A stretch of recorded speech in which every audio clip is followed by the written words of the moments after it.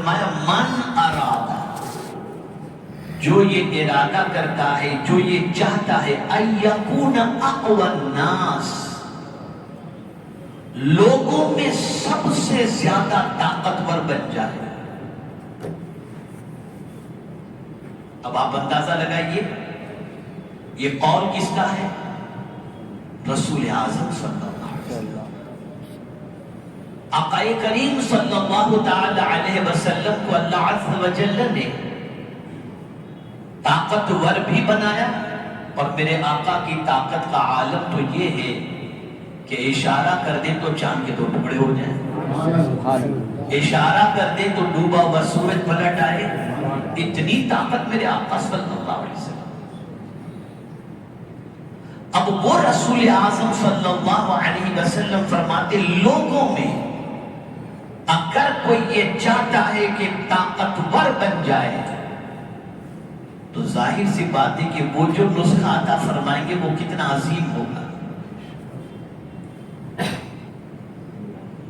اب اس نسخے کو بتانے سے پہلے تھوڑا سا سمجھا دوں۔ اگر آپ کے تعلقات بہت ہائی لیول پر ہوں تو کیا ہوگا؟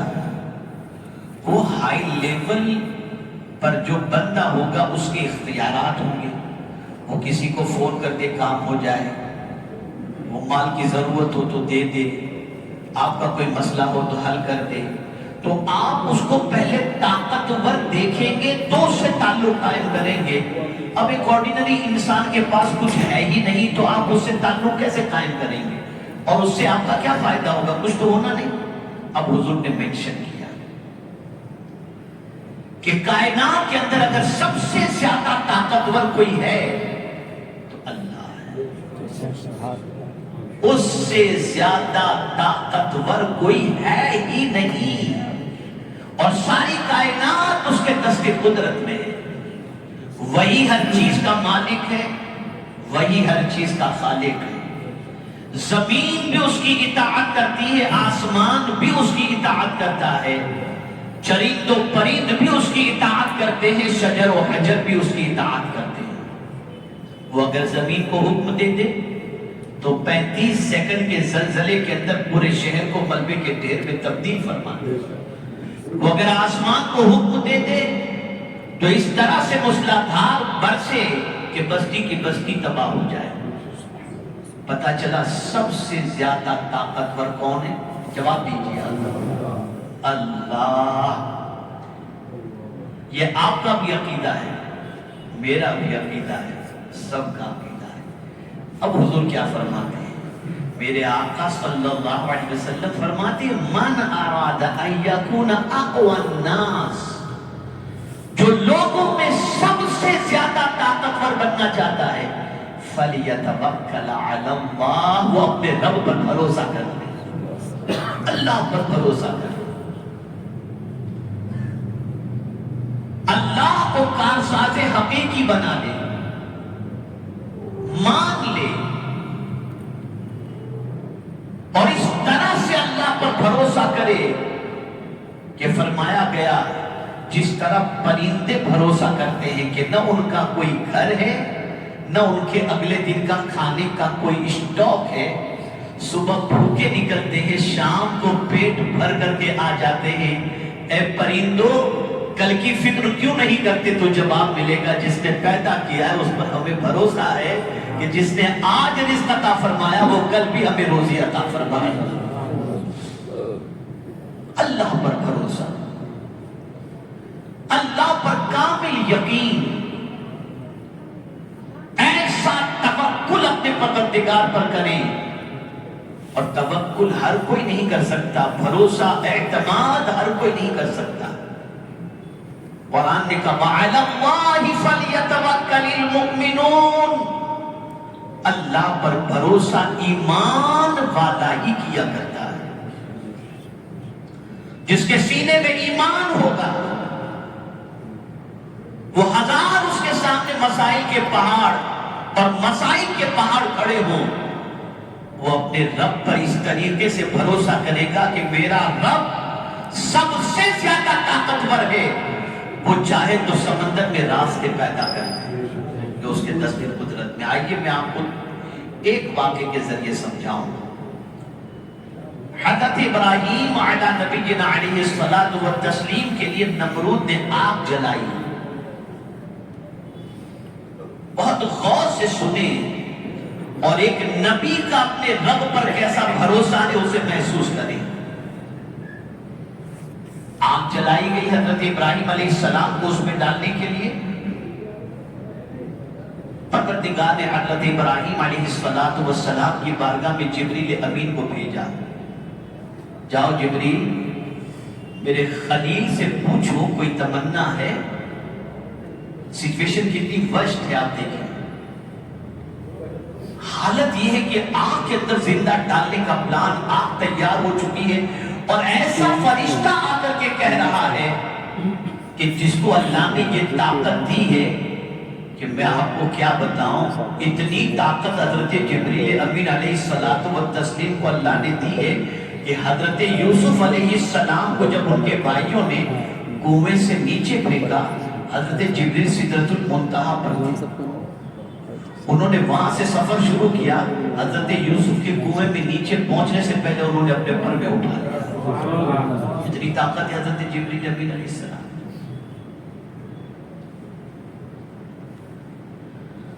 وہ حضرت ابراہیم علیہ السلام سے کہتے ہیں حل لک حاجت یا ابراہیم، اے ابراہیم تمہاری کوئی حاجت ہے؟ تو حضرت ابراہیم علیہ السلام سچویشن دیکھ رہے ہیں، پاورفل فرشتہ دیکھ رہے ہیں، پھر بھی کیا کہتے ہیں؟ حاجت تو ہے لیکن تجھ سے نہیں، تجھ سے کوئی حاجت. تو کہا ٹھیک ہے اپنے رب ہی سے اپنی حاجت پیش کر دیجئے. آپ مجھ سے نہیں کہہ رہے ہیں آپ کی حاجت، تو اپنے رب ہی سے کہتے ہیں. ایک مقام ہوتا ہے محبت کے اندر کہ آدمی جب محبت میں بہت اونچے مقام پر چلا جاتا ہے، کوئی وقت ایسا آتا ہے انسان کی زندگی میں جیسے ہمیشہ ہمیں رونا اللہ کی محبت میں نہیں آتا، دعاؤں میں نہیں آتا، لیکن کبھی یہ کیفیت بن جاتی ہے کہ ہم اللہ کی محبت میں اتنے ڈوب جاتے ہیں کہ ساون بھادوں کی طرح آنسو نکلنے لگ جاتے ہیں. تو ایک مقام محبوبیت ہے، وہ محبوبیت کے مقام پر انسان پہنچ جاتا ہے تو پھر مچلنے لگتا ہے اور اس کے ناز اٹھائے جاتے ہیں. تو حضرت ابراہیم علیہ السلام سے جب کہا گیا چلو اپنے ربی سے عرض کر دو، مجھ سے نہیں کہتے تو اپنے ربی سے عرض کر دو. وہاں بھی مچلتے ہیں حضرت ابراہیم، اس سے کیا عرض کرو، وہ تو مجھ سے زیادہ میری حالت سے باخبر ہے، مجھ سے زیادہ میری حالت سے باخبر ہے. ارے کتنا بڑا توکل. اور اس وقت حضرت ابراہیم علیہ السلام کی زبان پر جو چیز تھی، جو دعا تھی، مفسرین فرماتے ہیں اس وقت حضرت ابراہیم علیہ السلام کی زبان پر یہ دعا تھی حسبنا اللہ و نعم الوکیل، اللہ میرے لیے کافی ہے اور وہ بہترین کارساز ہے. اب اس توکل کا نتیجہ کیا نکلا؟ دشمن نے آگ میں ڈالا اور اللہ نے آگ کو باغ میں تبدیل فرما دیا. تو طاقتور اللہ ہے، قوت والا اللہ ہے. بڑی معذرت کے ساتھ میں عرض کرتا ہوں، مومن کا جملے پہ توجہ چاہوں گا. مومن کا، آج کے مسلمان کا سب پر تو بھروسہ ہے، رب پر بھروسہ ہے، رب پر بھروسہ ہے. اپنے رب سے توکل مضبوط کریں، اپنے پروردگار سے پروردگار پر بھروسہ مضبوط کریں. ایسا توکل کریں، ایسا بھروسہ کریں کہ مجھے میرے رب کی ذات سے امید ہے کہ وہ مجھے ضائع ہونے سے بچا لے گا اور ہر مصیبت کے اندر میرا پروردگار میری مدد فرمائے گا. اگر انسان کا اللہ پر توکل ہو، ناجائز دھندے نہیں کرے گا. انسان کا اللہ پر توکل ہو، دشمنوں سے سانٹھ گانٹھ نہیں کرے گا. انسان کا اللہ پر بھروسہ ہو، اپنا ایمان نہیں بیچے گا. انسان کا اللہ پر بھروسہ ہو تو انسان اپنی زندگی کو قانون الہی اور قانون رسول صلی اللہ علیہ وسلم کے سانچے میں ڈھال دے گا. اور پھر جب کوئی بندہ اپنے رب پر بھروسہ کرنے لگتا ہے، میرا مولا ہے، میرا پروردگار ہے، وہ میری شہ رگ سے زیادہ قریب ہے، وہ خود فرماتا ہے نحن اقرب الیہ من حبل الورید، وہ خود فرماتا ہے امن یجیب المضطر اذا دعا، کون ہے جو بے قرار کی فریاد سنتا ہے، ویکشف السوء، اور اس کی پریشانیوں کو دور کرتا ہے، کون ہے جو روزی عطا کرتا ہے، وما من دابۃ فی الارض الا علی اللہ رزقها، کون ہے جو عزت دیتا ہے، وتعز من تشاء وتذل من تشاء بیدک الخیر، کون ہے جو زندگی دیتا ہے، اللہ ہے، کون ہے جو موت دیتا ہے، اللہ ہے، سب کچھ اس کے دست قدرت میں ہے۔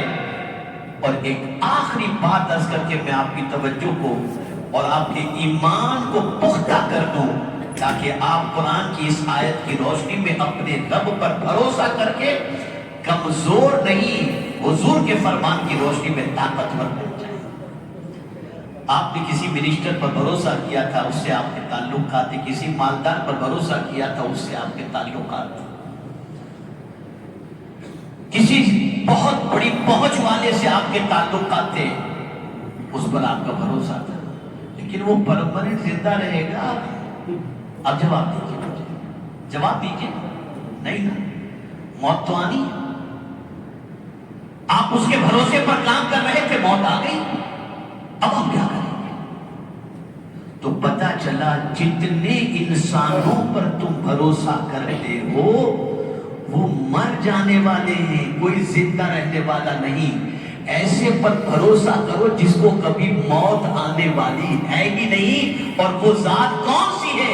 وَتَوَكَّلْ عَلَى الْحَيِّ الَّذِي لَا يَمُوتُ، اس اللہ پر بھروسہ کرو جو ہمیشہ سے زندہ ہے اور ہمیشہ زندہ رہنے والا ہے، جس کے لیے کوئی موت نہیں۔ اور جب کوئی اللہ پر بھروسہ کرنے لگ جائے تو قرآن کہتا ہے ان اللہ یحب المتوکلین، کہ اس توکل اور بھروسہ کرنے والے سے اللہ محبت کرنے لگ جاتا ہے، محبت کرنے لگ جاتا ہے۔ میں کسی سبب سے تھوڑا سا پھنس گیا تھا اور اس کی وجہ سے مجھے آنے میں تاخیر ہوئی۔ یہ موضوع بہت سمجھنے کے لائق ہے، اور ایمان کی پختگی کے لیے حالات کچھ بھی بنتے ہوں، لیکن آپ یہ سمجھ لیں کہ آپ کا باپ جب آپ کو تکلیف میں نہیں دیکھ سکتا تو ہزاروں باپ اور ماں سے مہربان پروردگار جو ہمارا ہے وہ ہمارے ہر حال سے باخبر ہے۔ ہمیں اپنی اصلاح کرنی چاہیے، خود کو درست کرنا چاہیے، اور اپنے رب پر کامل بھروسہ کرنا چاہیے۔ بھروسے کا مطلب یہ نہیں کہ ہاتھ پہ ہاتھ رکھ کے بیٹھ جاؤ، میں تو سویا رہوں گا، میرا مولا مجھے روزی عطا فرمائے گا، نہیں، اسی نے فرمایا محنت تم کرو اور پھر بھروسہ مجھ پر کرو، تمہاری محنت ضائع نہیں ہوگی، میں تمہیں روزی روٹی سے مالا مال کروں گا۔ اللہ رب العزت جل جلالہ مجھے آپ کو سب کو اپنے اور اپنے پیارے حبیب صلی اللہ علیہ وسلم کے ارشادات پر عمل کی توفیق نصیب فرمائے، اور ہمیں اپنے پالنہار حقیقی معبود برحق قادر مطلق پروردگار پر کامل بھروسہ کرنے کی توفیق نصیب فرمائے۔ وما علینا الا البلاغ المبین۔ السلام علیکم ورحمۃ اللہ وبرکاتہ۔ کل سنیچر ہے اور بعد نماز عشاء